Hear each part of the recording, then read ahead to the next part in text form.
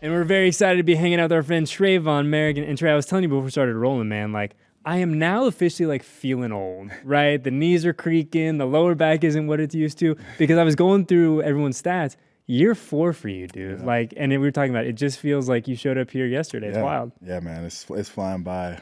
Definitely enjoying every moment through the ups and downs. But like you said, like I just told you, man, I'd be talking to my mom, and I'm like, man, it feels like I just got here still. You know what I'm saying? It's so fresh, and still so just new. It feels like day one still. So. Yeah, and I mean, you know better than I, but every year is its own living, breathing, unique organism, right? Yeah. And obviously for you guys on the back end of the defense, unfortunately the curveball of Marcus goes down about a month ago now. So like, not to like dwell on it too much, but like what happens for you, like logistically when Marcus goes down, we say, hey, he's not going to be back in 2024. Yeah, really just comes down to just doing my job, just trying to do it to the best of my ability every play, making sure everybody's lined up, my communication's on point.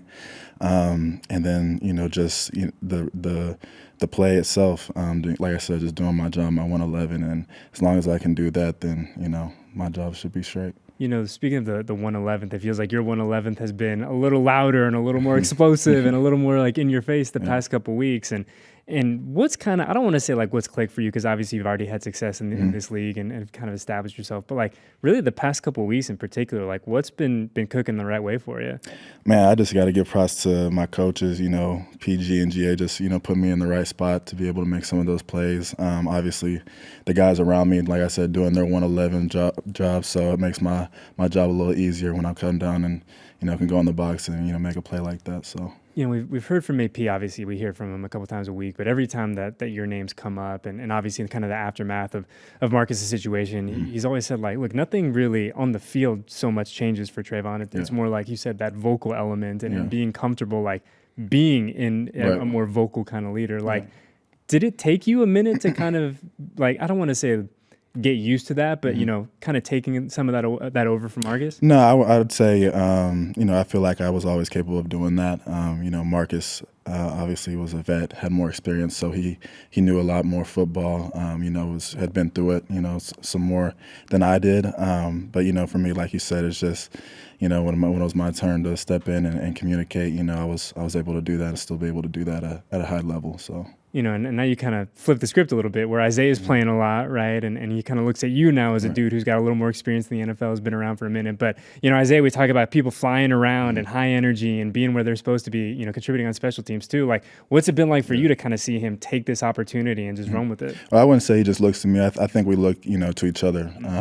He stepped in and I think everybody knew he was going to be ready for his opportunity. So, I think just us on the back end communicating with each other, making sure we're both on the same page is just key in this defense, and I think we've been doing a good job of that so far. And obviously the results haven't been there the past couple of weeks, but you look at the stats, and this defense has been so good, so effective on third down in particular, right? And we hear from PG and we hear from AP, it's the money down, right? Like that's where guys are going to get paid and get their money. Like what is, I guess, I don't want to say like the key to being effective on third down, but like, is there like a mentality shift? Like, what has made you guys so effective at that down in particular? Yeah, just wanted to get off the field and getting our offense out there with the opportunity to score. We want to impose our will. That just like I said, give credit to the coaches for having the third down plan, and give credit to my teammates for actually buying in and putting the plan into work. So I think that's kind of what it goes into. And going back to kind of mirroring AP, and you say, going into this week, right? Because it's the same kind of message, right? It's the penalties and the turnovers, and obviously for you guys on the defensive end, you guys have been affecting. Nate has that pick last week, but like, what's the key to doing that in bunches, right? We hear all the time, like, oh, turnovers come in bunches, specifically on defense. Like, what's the key for you guys to kind of have more of those explosives like you did a week ago? I'd just say disruption, man. Just collapse in the pocket, covering the receivers, just working together, rushing coverage at the same time, and just, making the quarterback think, disrupting his timing. All that plays, a big part into, just making big plays and making big stops like that. So. Speaking of the quarterback, a pretty good one coming to Allegiant this Sunday, Patrick Mahomes and the Chiefs coming to town. I mean, you got a guy that you're familiar with now at this point in the game. Like, what about him makes him so good and effective? I mean, it feels like each year we see the Chiefs, they're different, but they just somehow find a way to be effective on offense. Yeah, I mean, I'd say you just don't know what to expect with him. You know, he's always pulling new tricks out his hat. You know, obviously he has a big arm, is very accurate. He just has all the things that, you know, just makes it, you know, hard to play against him all the time. So we have to be on our toes and have to be on our 111 job all the time. You know, obviously a bit of a wrinkle too with DeAndre Hopkins now coming in, and you know, who knows if we'll see him on Sunday. But you know, how do you guys in the defense prepare for kind of an element like that of like, hey, maybe this dude's going to be out there, maybe he's not, but if he is, he's still a really good receiver in the NFL. Yeah, it just goes to practice. You know, I just say, you know, just taking reps. You know, whether it's versus some routes he's shown on tape, or, you know, just going back, switching back and forth with guys, you know, that they've already had on their roster. So, you know, just planning ahead.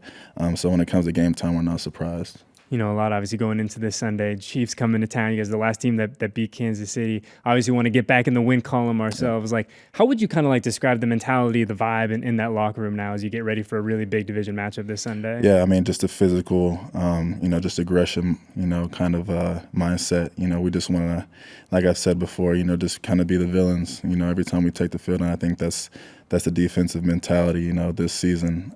So I think as long as we carry that into Allegiant this Sunday, we'll be fine. So, you know, I got to ask you before I let you go too, because it's come up a lot. We've talked about the maturation of Tre'von, right? Yeah. More vocal, the kind of old head in the back of that DB room. Now, one thing that also feels like it's maturing and evolving are the pregame outfits. Like it feels like we are a long way away from rookie Tre'von walking through that tunnel at Allegiant Stadium. Yeah, right? Man. Yeah. You know, had some more, you know, experience throughout the years to get my eyes on some, you know, some fashion tips and, you know, speak to some others, you know, get my fashion style up. So, you know, I've been trending in the right direction. I would agree. I would agree. Like, how was the rest of the locker room? How the rest of the DBs responded to this new fashion forward Tre'von Moehrig? I think they're picking it up, man. You know, they all got, you know, a swag of their own. So, you know, they come every Sunday, you know, swagged out. So, you know, my dog Zay stepped it up too. We were just talking about it last game. You know, from when he first came in here, he stepped up his swag game to another level too. So